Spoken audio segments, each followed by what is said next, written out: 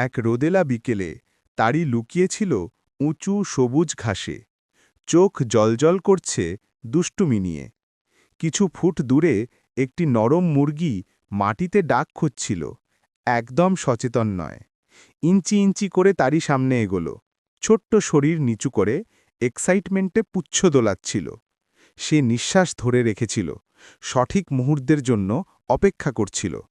তারপর লাফ! তারই সব শক্তি নিয়ে আকাশে লাফ দিল। মুরগি চমকে চিৎকার করে কয়েক ফুট দূরে উড়ে গেল। তারই পুরোপুরি মিস করল, কিন্তু নরম মাটিতে পড়ে মজারভাবে লাফালাফি করতে লাগল। ক্যাচ করার ব্যাপারটা নয়, সে চিরকিতকারী হাসি দিয়ে বলল, মজাই আসল।